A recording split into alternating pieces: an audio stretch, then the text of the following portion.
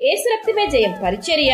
ప్రియ రక్షకుడైన యేసుక్రీస్తు నామమున ఈ ఉదయకాలమున మీ అందరికి శుభములు కలుగునుగాక. యెహోవా పడిపోవు వారందరిని ఉద్ధరించువాడు, కృంగిపోయిన వారందరిని లేవనెత్తువాడని దేవుని వాక్యం సెలవిస్తుంది.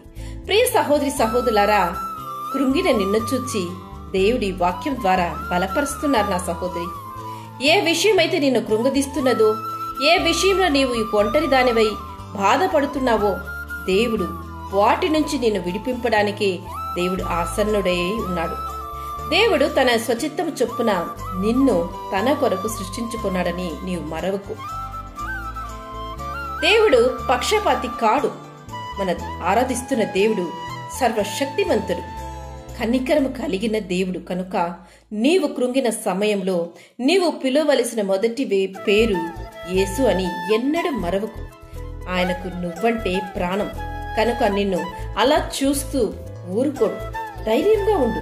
నేడు నీవు ఎదుర్కొంటున్న అనేకమైన కష్ట పరిస్థితులను బట్టి నెమ్మది లేక జీవితంను జీవిస్తున్నావా?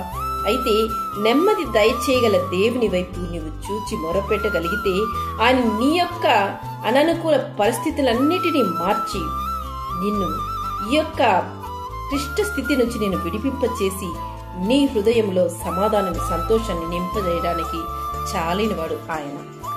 ఆశతో దేవుని కనిపెట్టు వారు శాంతి పొందునని వాక్యమును బట్టి నీవు ఆశతో ఆయన వైపు చూడు, సమాధానాన్ని పొందుకొందు. నీ చింత యావత్తు ఆయన మీద వేయుడని వాక్యమును బట్టి నీ యొక్క ప్రతి వేదన ఆయనకు సమర్పించు. ఆయనతో నీ భారాన్ని పంచుకో.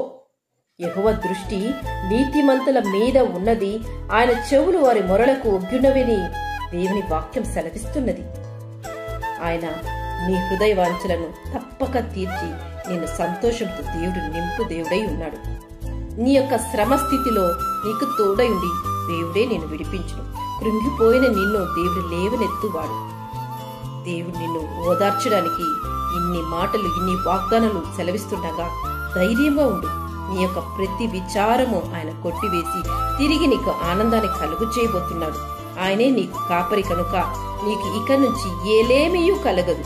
నీకు సమాధానాన్ని కలుగు చేసి దేవుడు నిన్ను ఆశీర్వదించును గాక. ఆమేన్. యేసు రక్తమే జయం పరిచర్యలో మీ సహోదరి. God bless you.